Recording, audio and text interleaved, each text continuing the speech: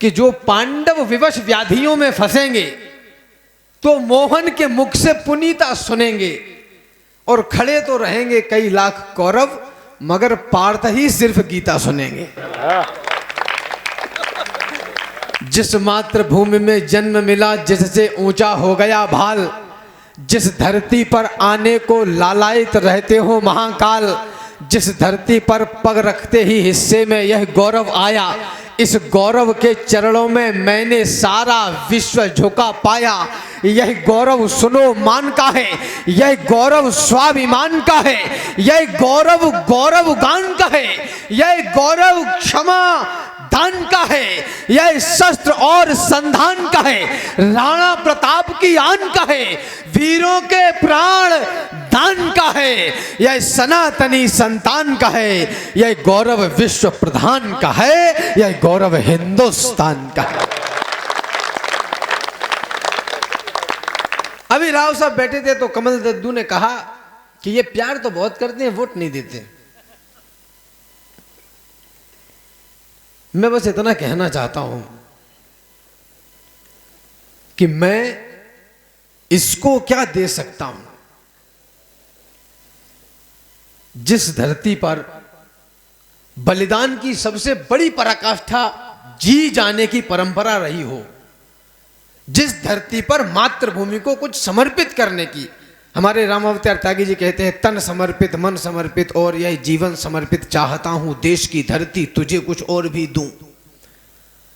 तन मन धन सब समर्पित करने वाले देश में अगर कोई 250 ग्राम दारू में अपना मतदान 5 साल के लिए बेच दे तो मुझे लगता है वो कुछ भी हो सकता है, देशभक्त तो नहीं हो सकता।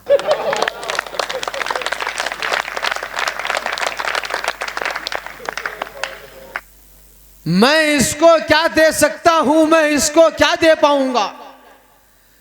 संभव है यह जीवन देकर थोड़ा कुछ मूल्य चुकाऊंगा। जब तक इस तन में रहे प्राण, जब तक है कंठ में तरुणाई, जब तक वाणी में तेज रहे, गाऊंगा इसकी प्रभुताई। जब तक श्वासों की है कतार, जब तक धड़कन के बजे तार, तब तक गाऊंगा बार बार अपने भारत का चमत्कार। माना जीवन क्षणभंगुर है, मरना ही है, मर जाऊंगा, लेकिन वापस आने के लिए देवों के देव मनाऊंगा। जब मान जाएंगे महादेव, मांगूंगा 2 वरदान यही, सब पुण्य कर्म रख लो मेरे और दे दो हिंदुस्तान। क्या बात है, जिंदाबाद, जय हो। एक बार ढंग से मन और वाणी को पवित्र कर लीजिए। भारत माता की जय हो। विश्व के सबसे बड़े गणराज्य में, और हम जब यहाँ आते हैं राजस्थान तो हमारे परिवार के, हमारे कवि परंपरा के बड़े लोग कहते हैं कि थाल सजाकर किसे पूजने चले प्रातः ही मत वाले, कहाँ चले तुम राम नाम का पीतांबर तन पर डाले। मुझे न जाना गंगा सागर, मुझे न रामेश्वर काशी, तीर्थ राज चित्तौड़ देखने को मेरी आंखें प्यासी। तो सम्मान मान का उदाहरण मैं हिम्मत से पढ़ रहा हूं, आप हिम्मत से समर्थन कर देना। सम्मान मान का उदाहरण, आतिथ्य भाव की परंपरा, अनुराग त्याग भाईचारे के शुद्ध छांव की परंपरा, इसकी रज रज में कण कण में इतिहासों के गौरव क्षण हैं। हौसले अटल आकाशों से जो महाकाल जैसे दृढ़ हैं, है हवा यहाँ की गर्व भरी, पानी है स्वाभिमान वाला, हर युवा यहाँ का होता है अपनी धरती का रखवाला। बेटे संघर्ष पहनते हैं, बेटियां पहनती हैं लज्जा, है शाका कहीं कहीं जौहर, है यही यहाँ की परिसज्जा। रणभेरी की ध्वनि सुनते ही दिखता है यही विहान मुझे, दिख जाते हैं चेतक राणा, दिख जाते हैं चौहान मुझे। हर घर में गोरा बादल हैं, होता जिन पर अभिमान मुझे, और बलिदानों में सबसे ऊपर दिखता है राजस्थान मुझे। क्या बात है, जिंदाबाद। बलिदानों में सबसे ऊपर, और आपकी मुखरता और आपकी चेतना अब 4 गुनी हो। यदि राजस्थान नहीं होता तो सत्य सनातन ना होता। वाह वाह वाह। मैंने अब ये लीपा पोती करना बंद कर दिया है। पिछले 2-3 वर्षों में मैंने लीपा पोती करना बंद कर दिया आदरणीयों। अब एक ही काम होगा, या तो लीपा लीपा या फिर पोती पोती। अब या तो राजा रेल में या फिर राजा जेल में। आहा। अब ये दोनों पक्षों की बातें नहीं हो सकती आदरणीयों, माफ करना। ये दोनों पक्षों की बातें नहीं हो सकती। काला सफेद नहीं, इसको बंद करो। हाथ जोड़ के निवेदन है, 75 साल से खूब काला सफेद कर रहे हैं। अब या तो काला काला कर लो या फिर सफेद सफेद कर लो। वाह। मैं बस इतना कहना चाहता हूं, हमारी भूमि से हमको भगाया जा रहा था, हमारे मान को नंगा नचाया जा रहा था, हमारे घर मसालों से जलाए जा रहे थे, नन्ही देह पर भाले चलाए जा रहे थे, हाथियों से हमें कुचला मिटाया जा रहा था, हमें कायर, बहुत कायर बताया जा रहा था। अरे उस काल में अड़ते नहीं तो क्या करते, कोई बतलाए, हम लड़ते नहीं तो क्या करते। वाह जिंदाबाद।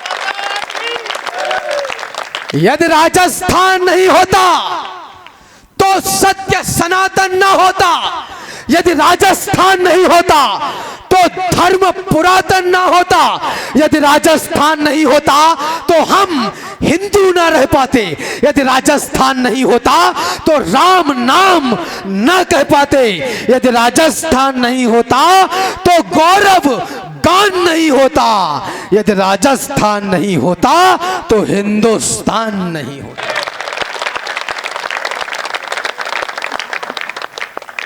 यदि राजस्थान नहीं होता। अमन भैया ने एक रेल यात्रा की घटना आपको सुनाई। एक रेल यात्रा मैंने भी की, एक रेल यात्रा मैं भी आपको सुनाना चाहता हूं और सत्य घटना पर सुनाना चाहता हूं। शाहपुरा के प्यारे लोगों, आप सिगरेट मत पियो थोड़ी देर, तो कुछ भी नहीं बिगड़ेगा। आप बड़े हैं, एक बार तालियां बजाइए। अब दरअसल क्या है कि मैं इटावा में पैदा हुआ, उत्तर प्रदेश में।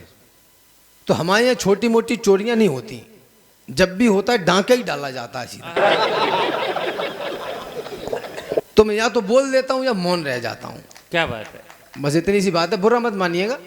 मैं एक रेल यात्रा कर रहा था, सामने वाली सीट पर 2 नौजवान चढ़े, मेरे ही जैसे 40-40, 45-45 किलो के दोनों लड़के चढ़े। थोड़ी देर के बाद में एक नौजवान चढ़ा जिसका वजन 100 किलो से ज्यादा रहा होगा। वो जो जिम विम जाते हैं, बॉडी बॉडी बनाते हैं, वो वाले भाई साहब थे। टी शर्ट पहने, इतनी मोटी भुजा थी उनकी।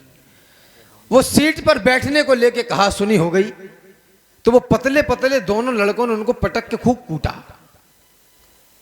अब मैं इस चिंता में था आदरणीयों कि ये आदमी जो पिछले 3-4 साल से एक्सरसाइज कर रहा होगा, प्रोटीन, कार्बोहाइड्रेट, वसा, न्यूट्रिएंट, मीट, मछली, अंडा, पता नहीं क्या क्या खा गया होगा, इसका वजन तो बढ़ गया, ये बलवान क्यों नहीं बन पाया। विचार केवल इतना है, नौजवानों, इस देश को आपकी ऊर्जा की आवश्यकता है, आपके उद्दंडता की नहीं। जिनकी धड़कन में कुलाचे देश मारेगा नहीं, आहा। वह कभी खुद को किसी रण में उतारेगा नहीं, क्या बात है। और जिसको इस मिट्टी में अपनी मां नजर आ जाएगी, घास खाकर भी कभी वह युद्ध हारेगा नहीं। वाह जिंदाबाद जिंदाबाद जिंदाबाद। घास खाकर भी कभी वह युद्ध हारेगा नहीं। तो देख मेरी जान, देख देश का गुमान, देख रण देख, देख ले अरावली की चोटियां, आन देख, मान देख, मूछ और गुमान देख, देख आंख खोल खोल के किले और कोठियां, खोद ले जमीन, छान ले महीन से महीन, 3-30 से लड़े हैं बांध के लंगोटियां, देशभक्ति आंच पे बनाई व पकाई गई, शान से चबाई गई घास वाली रोटियां। क्या बात है, जिंदाबाद।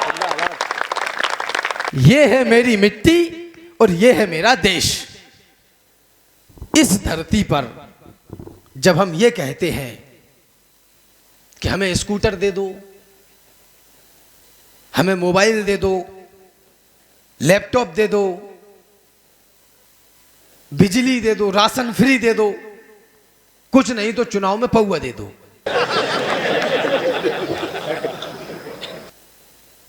और फिर हम ये सोचते हैं, ये कल्पना करते हैं कि कोई 1 2 3 आदमी या कोई संगठन या कोई संस्था इस देश का उद्धार कर देगी।